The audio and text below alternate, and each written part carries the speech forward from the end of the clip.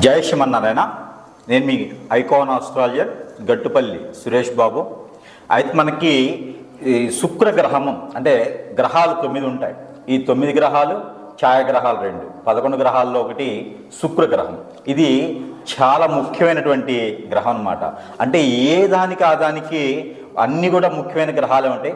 కొన్ని సందర్భాల్లో కొన్ని కార్యక్రమాలకి కొన్ని పరిహారాలకి కొన్ని రకాలుగా ఆ శుభం చేసుకోవడానికి కానీ వాళ్ళ పెళ్ళిళ్ళు చేసుకోవడానికి కానీ ఉపయోగించేటువంటిది శుభకార్యాలు ఎక్కువగా చేసేటువంటి గ్రహము కానివ్వండి. మనకి మంచి చేయాలన్నా కూడా గ్రహం ఏంటంటే శుక్రగ్రహం. ఈ శుక్రగ్రహం అనేది ఇప్పుడు మనకి డిసెంబర్ 29న మనకి మకర రాశి నుంచి కుంభరాశికి మారిపోతుంది. ఈ కుంభరాశిలోకి రావడం వలన మనకి ఎప్పుడో ఎన్నాళ్ళ నుంచో ఎదురు చూసేటువంటి ఈ మకర రాశిలో నుంచి ఈ కుంభరాశికి ఈ యొక్క శుక్రగ్రహం రావడం అనేది ద్వాదశ రాశులు అన్నిటికి కూడా శుభం అశుభాలు రెండూ ఉంటాయి. అందులోనూ మనకి ఏ రాశికి శుభం ఉంటుంది, ఏ రాశికి అశుభం ఉంటుంది, ఏ రాశికి మిశ్రమ ఫలితాలు ఉంటాయి అనేది మనం తెలుసుకోవచ్చు. అసలు ముఖ్యంగా ఈ శుక్రగ్రహం అనేది చాలా గొప్పదనమాట. ఎందుకంటే మానవ జీవనానికి శుక్రగ్రహం అనేది చాలా ఉన్నతమైనటువంటి స్థానం, ఉన్నతమైనటువంటి పరిస్థితి, ఉన్నతమైనటువంటి డిగ్రీస్లో గనక ఈ శుక్రగ్రహం ఉన్నట్లయితే వాళ్ళకి అందరికీ కూడా అష్ట ఐశ్వర్యాలు కూడా కలిగేందుకు ఆస్కారం ఉంటుంది. నైట్ లాటరీ టికెట్ తగిలినట్ట అంత విధిగా కూడా ఈ యొక్క శుక్రగ్రహం అనేది ఉంటుంది. కావున ఈ శుక్రగ్రహ ఫలితాలు ఆ ప్రతిఫలితాలు ఎలా ఉంటాయి అనేది మరి ఇప్పుడు రాసుల వారిగా చూద్దాం. అయితే ఈ శుక్రగ్రహం ఏదైతే ఉందో, ఈ శుక్రుడికి సంబంధించినటువంటి గ్రహం ఏదైతే ఉందో, ఈ యొక్క శుక్రగ్రహం అనేది చాలా గొప్ప విషయం. ఎందుకంటే ప్రతి ఒక్కరి జీవితంలో పెళ్ళిళ్ళు కావాలన్నా, పిల్లలు కావాలన్నా, లైఫ్లో ఎదగాలన్నా కూడా ఈ శుక్రుడు అనేది చాలా మంచి గ్రహం. కాబట్టి మనలో ఉన్నటువంటి రుమ్మతులే ఉన్నా కూడా బ్రహ్మచారి నుంచి గృహస్థారిగా చేసేది శుక్రగ్రహం మాత్రమే. అలానే గురుదృష్టి ఉండాలి, అలానే అన్ని దృష్టిలు ఉండాలి, కానీ శుక్రుడు అనేది మేజర్గా ఉండాలన్నమాట. ఎందుకంటే మనలో ఆ శుక్రుడు సంబంధించినటువంటి దశ బాగలేకపోతే పెళ్లిళ్ళు కూడా చేయరన్నమాట. కళత్ర దోషాలు ఉంటే వాటికి సంబంధించిన పరిహారాలు చేసిన తర్వాతనే పెళ్లిళ్ళు చేస్తారు. అలానే ఈ కర్కాటక రాశిలో కూడా అలానే ఉంది. ఈ కర్కాటక రాశి వాళ్ళందరూ కూడా శుక్రుడికి సంబంధించినటువంటి ఆ ఒక పరిహారాలు చేసుకున్నట్టయితే మంచి శుభదాయకం అనేది కనిపిస్తూ ఉంది.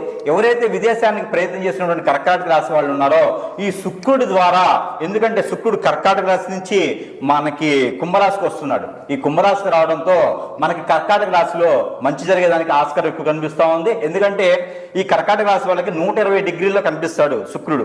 ఇప్పుడు 120 డిగ్రీల్లో ఉంటాడు కాబట్టి తత్మేర మిశ్రమ ఫలితాలని చెప్పుకోవచ్చు. ఏదైతే గల్ఫ్ కంట్రీస్ ఉంటాయో ఇలాంటి కంట్రీస్కి ఏదైనా ప్రయత్నం చేసే పని అయితే కనుక దుబాయ్ కానివ్వండి, కువైట్ కానివ్వండి, అలానే ఇంకా చాలా కంట్రీస్ ఉన్నాయి. గల్ఫ్ కంట్రీస్ అంటే 16 కంట్రీలు ఉంటాయి. ఇలాంటి 16 కంట్రీల్లో కనుక మీరు ఏదైనా వెళ్ళాలి, జాబ్ చేయాలి, చదువుకోవాలని ప్రయత్నం చేసేవాళ్ళు ఎవరైనా కర్కాటక రాశిలో ఉంటే కనుక ఖచ్చితంగా ప్రయత్నం చేస్తే ఈ మేర ఆ శుక్రగ్రహానికి శోభ ఏదైతే ఆ శుక్రగ్రహానికి సంబంధించిన మంచి మీలో జరుగుతుంది. కాబట్టి మీరు ఆ మేర ప్రయత్నం చేయండి. ఇంటర్వ్యూలో కూడా పాస్ అయ్యేదానికి ఎక్కువ ఆస్కారం ఉంటుంది.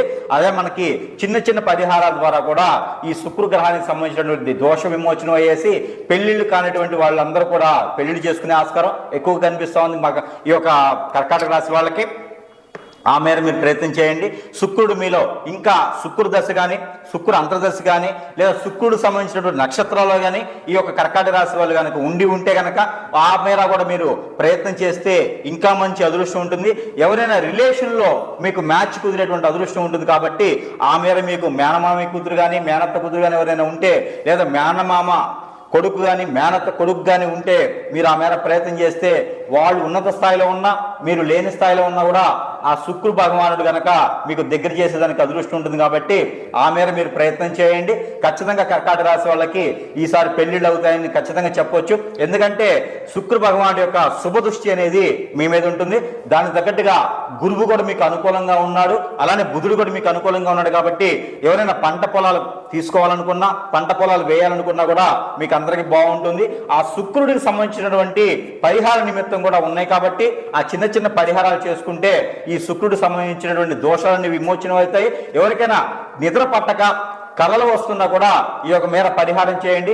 ఈ శుక్ర గ్రహానికి సంబంధించినటువంటి వాళ్ళు ఎవరైనా ఉంటే, కర్కాటక రాశి వాళ్ళు ఎవరైనా శుక్ర గ్రహానికి సంబంధించినటువంటి దశ అంతర్దశలు ఎవరికైనా ఇంకా నడుస్తుంటే కూడా మీరు అందరూ కూడా దక్షిణము వైపున తలపెట్టుకుని పడుకున్నట్లయితే మీ అందరూ కూడా అదృష్టం కలిసి వస్తుందని మాత్రం చెప్పుకోవచ్చు. ఎందుకు దక్షిణం వైపున అంటే ఈ శుక్ర భగవానుడు మంచి చేసే గ్రహం, అది దక్షిణ వైపున ఉంటారు కాబట్టి అందుకొని దక్షిణ వైపున తలపెట్టి కనుక మీరు పడుకున్నట్లయితే లేచేటప్పుడు తూర్పు వైపు తిరిగేసి మీరు పైకి లేచినట్టయితే కూడా ఆ ఒక శుక్ర భగవానుడు, ఆ ఒక రవి భగవానుడు మీ మీద బాగుండేసి మీకు ఒక ఛాలెంజ్, ఎందుకంటే మీకు ఒక మంచి క్యాడర్ని, ఎందుకంటే ఎట్లాంటిదంటే గ్రూప్ 1 ఎగ్జామ్స్లో కానివ్వండి, మీరు ఏదైనా కలెక్టర్ లాంటి జాబ్స్ చేయాలనుకున్నా లేదా పొలిటికల్లో వెళ్ళాలనుకున్నా కూడా ఈ యొక్క కర్కాటక రాశి వాళ్ళకి శుక్ర భగవాన్ యొక్క కృప బాగుండాలి. కాబట్టి ఈ మేర మీరు దక్షిణ వైపున తలబెట్టి పడుకున్నట్లయితే కనుక మీకు ఈ మేర అదృష్టం ఉంటుంది. కాబట్టి తత్మేర ఆ ప్రయత్నం చేయండి. శుక్ర భగవానికి సంబంధించినటువంటి దోషాలన్నీ పోయేందుకు చిన్న చిన్న పరిహారాలు చేసుకోండి. అందరూ కూడా శుక్ర భగవాన్ నుంచి బాగుంటాడు. కాబట్టి ఈ కర్కాటక రాశి వాళ్ళందరూ కూడా ఈ శుక్ర భగవాన్ నుంచి చిన్న చిన్న పరిహారాలు చేసుకొని బాగుంటారని నేను కోరుకుంటా ఉన్నాను. ఈ యొక్క శుక్ర గ్రహం అనేది చాలా గొప్పది. కాబట్టి ఈ శుక్రుడి గ్రహం వల్ల 360 డిగ్రీస్ ప్రతి గ్రహం మీద, అంటే 360 డిగ్రీస్ ప్రతి రాశి మీద ఉండదు. కాబట్టి ప్రతి రాశి వాళ్ళకు కూడా ఒక్కొక్క పరిహారం ఉంటుంది. కాబట్టి అలానే ఈ రాశి వాళ్ళకి ఇది మాత్రము ఖచ్చితంగా పరిహారం చేసుకోవడం వలన ఆ శుక్రుడి యొక్క ఆ గ్రహం ఏ పరిస్థితిలో ఉన్నప్పటికీ కూడా ఆ శుక్రుని యొక్క కృపా కటాక్షాలు ఈ గ్రహం మీద ఉండేదానికి, మన రాశి మీద ఉండేదానికి కూడా ఇంకా మంచి శుభ ఫలితాలు పొందేందుకు మనకి ఈ యొక్క పరిహారం చేసుకున్నట్లయితే ఇంకా శుభ ఫలితాలు పొందేలాగా ఉంటుంది. కాబట్టి ఆ పరిహార నిమిత్తం ఏంటంటే, మీకు దగ్గరలో ఎక్కడైనా సరే సుబ్రహ్మణ్య స్వామి టెంపుల్ ఉన్నా అక్కడ మీరు అభిషేకం చేయించుకోవడం వలన, అయితే మనకి గ్రహాలన్నింటిలో శుక్ర గ్రహం కాబట్టి ఆ శుక్ర గ్రహం ఆ ఒక దృష్టి ఏదైతే శుభ దృష్టి ఉండిద్దో ఆ శుభ దృష్టి మన రాశి మీద మన మీద కూడా ఉండాలి. కాబట్టి మనకి ఏదైతే ఫలితం ఉండాలనుకుంటామో ఆ శుక్ర గ్రహం ఒక అశుభ దృష్టి కూడా శుభ దృష్టిగా మలుచుకునేందుకు చిన్న చిన్న పరిహారాలు చేసుకోవడం ద్వారా కూడా శుభ దృష్టిగా మలుచుకోవచ్చు. ఆ ఒక నిమిత్తంగా పరిహార నిమిత్తంగా ఏంటంటే, సుబ్రహ్మణ్యేశ్వర స్వామి వారికి మీరు కుదిరినప్పుడు ఎప్పుడైనా బుధవారం కానీ, మంగళవారం కానీ, ఆదివారం కానీ మీకు దగ్గరలో ఉన్నటువంటి సుబ్రహ్మణ్య స్వామి ఆలయం ఉంటే కనుక అక్కడ పంచామృత అభిషేకం అనేది చేసుకోవడం వలన కూడా మీకు శుక్ర దృష్టి ఏదైతే ఉందో, కలత్ర దోషం ఏదైతే ఉందో ఇవన్నీ కూడా తొలగిపోయేందుకు ఆస్కారం ఎక్కువ ఉంటుంది. త్వరగా పెళ్లిళ్ళు అయ్యేదానికి కూడా ఆస్కారం ఎక్కువ కనిపిస్తుంది. కాబట్టి ఈ శుక్రగ్రహానికి సంబంధించినటువంటి కలత్ర దోషం అంటారు. ఇలాంటి దోషాలతో ఎవరైనా బాధపడుతున్నా, ఇలాంటి దోషాలతో ఎవరైనా ఇబ్బంది పడుతున్నా కూడా వీళ్ళందరూ కూడా సుబ్రహ్మణ్య స్వామి వారికి అభిషేకం చేసుకోవడం ద్వారా, అలానే చలిపిడి ప్రసాదం పెట్టడం ద్వారా కూడా మీకు శుభదృష్టి అనేది, శుభ ఫలితం అనేది కూడా మీకు వచ్చేదానికి ఎక్కువ ఆస్కారం ఉంది. కాబట్టి ఈ మేర ప్రయత్నం చేయండి. అందరూ అదృష్టవంతులు అవ్వాలని నేను కోరుకుంటా ఉన్నాను.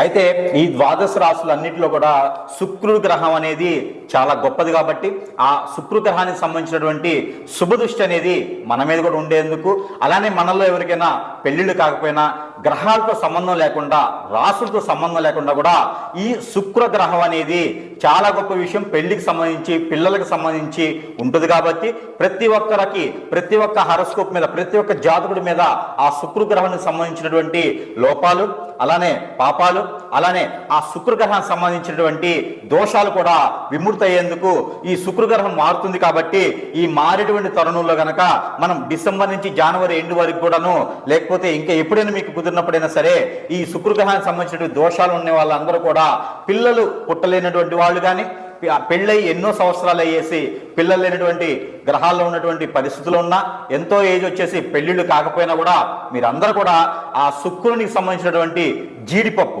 ఏదైతే మనకి కాజు అంటామో, ఈ జీడిపప్పును కనుక మనము దానం ఇచ్చినట్టయితే, లేదా శుక్రగ్రహం మీద కనుక నవగ్రహాల మండపంలో శుక్రగ్రహం అని ఉంటుంది, ఆ శుక్రగ్రహం మీద 1 కిలో పావు జీడిపప్పు తీసుకొని కనుక మనం అక్కడ ఆ స్వామివారికి పోచినా కూడా, ఆ గ్రహం మీద సమర్పించినా, లేకపోతే నైవేద్యం పెట్టినా, లేదా అక్కడ ఏదైనా పంతులు గారు ఉంటే ఆ పంతులు గారికి దానం ఇచ్చిన ఇచ్చినా కూడా మీకు మంచి జరిగేదానికి ఆస్కారం ఉంటుంది. మీకు పిల్లలు పుట్టేదానికి కూడా, పెళ్ళయ్యి పిల్లలు పుట్టిన వాళ్ళు ఎవరైనా ఉంటే, ఈ శుక్ర దోషంతో బాధపడుతున్న వాళ్ళు ఎవరైనా సరే ఈ శుక్రగ్రహానికి దానం గనక ఏదైతే మనం జీడిపప్పు దానం చేస్తామో, ఈ జీడిపప్పు కానీ జీడి గుళ్ళు కానీ అలానే ఈ జీడి గింజల దానం అయినా మనం చేసుకోవచ్చు. జీడి గింజలు అయితే మాత్రము 21 మినిమం తీసుకొని దానం చేయాలి. జీడి గింజల కన్నా కూడా జీడిపప్పు దానం చేయడం ద్వారా వాళ్ళు తినేందుకు ఆస్కారం ఉంటుంది కాబట్టి మరీ ఎక్కువ ఫలితం మన మీద ఉంటుంది కాబట్టి ఖచ్చితంగా ప్రతి ఒక్కరు కూడా ఈ జీడిపప్పు 1 కిలోంబావు తగ్గకుండా బ్రాహ్మణత్వముడికి కానీ లేదా నవగ్రహాల్లో శుక్రగ్రహానికి కానీ సమర్పించినట్టయితే మనలో ఉన్నటువంటి ఆ గ్రహానికి సంబంధించినటువంటి అశుభ దృష్టి కూడా శుభ దృష్టిగా మలుచుకునే దానికి ఆస్కారం ఎక్కువగా ఉంది కాబట్టి ప్రతి ఒక్కరు కూడా ఈ మేర ఈ యొక్క దానం చేసుకొని అందరూ కూడా సుఖశాంతులతో ఉండాలని నేను కోరుకుంటా ఉన్నాను. అయితే మనకిప్పుడు చూసినట్లయితే ఏదైతే మనకి శుక్రుడికి సంబంధించినటువంటి లోపాలు ఉన్నాయో, శుక్రుడికి సంబంధించిన దోషాలు ఉన్నాయో, వీళ్ళలో ఉన్నటువంటి రుమ్మతులు ఎలా ఉంటాయంటే కాలసర్ప దోషము, అలానే నాగప్ప దోషము, అలానే పూర్వీకుల శాపము, అలానే గనక మనకి కుజ దోషము, అలానే మనకి కలత్ర దోషం అంటారు. అలా అంటే కలత్ర దోషం అంటే శుక్ర దోషం. ఎలానో మనకి శుక్రుడు మారుతున్నాడు, మకర రాశి నుంచి కుంభరాశికి శుక్రుడు మారుతున్నాడు కాబట్టి ఈ మారేటువంటి తరుణంలో ఏదైతే మనకి రోజులు ఉన్నాయో ఈ రోజుల్లో కూడా మనకు మంచి జరిగేలాగా మన దగ్గర ఏంటంటే ఈ యొక్క నాగమణి అని ఉంటుందండి.